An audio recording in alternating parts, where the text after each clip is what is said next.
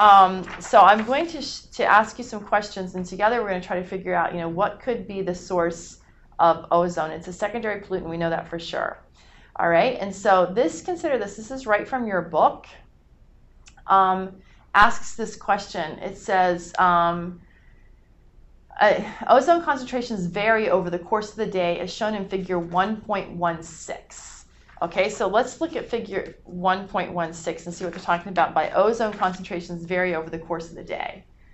All right, in this figure, this is California, and we're looking at California at 6 a.m. on a particular day, 10 a.m., noon, 4 p.m., and then 10 p.m.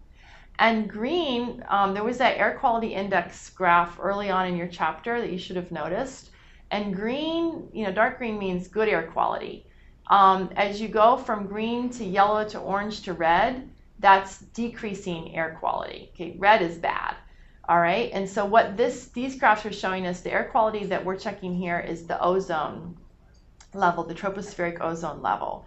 And what you see in the morning is the air quality is very good. At night, the air quality is pretty good. There's still a couple patches of bad quality, but as you move through the day, the air quality gets worse. Okay, and then on the same day, once it's been dark for a while, the air quality gets better again. So what's going on there? All right, and further, the places where the air quality is bad, like in some places of California, it doesn't ever get bad.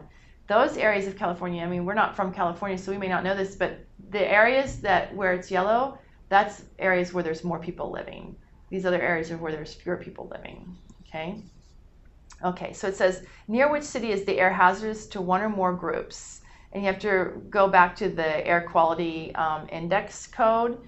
And it looks like near Sacramento. That's where it's bad for not just people that are at risk, but even healthy people. So it looks like near the city of Sacramento. Sacramento is the capital, California. So there's a lot of people live there. It says, around what time does the level of ozone peak?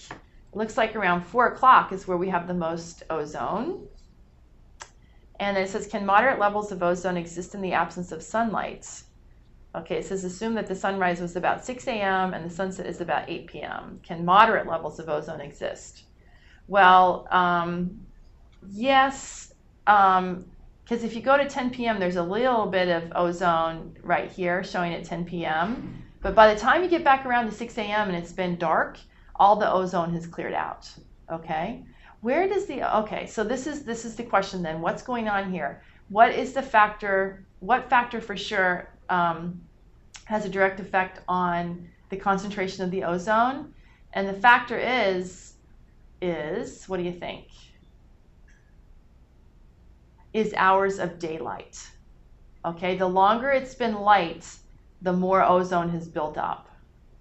And then after it's been dark for a while, the ozone clears out.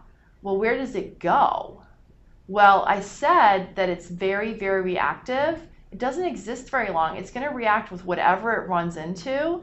So it's going to react with the vegetation. It's going to react with people. It's going to react with any kind of carbon-based materials anywhere around it. Okay, so it reacts away overnight. All right. So the question is then, what is the source of this ozone in the troposphere? Well, the conclusion I've come to is it has something to do with sunlight.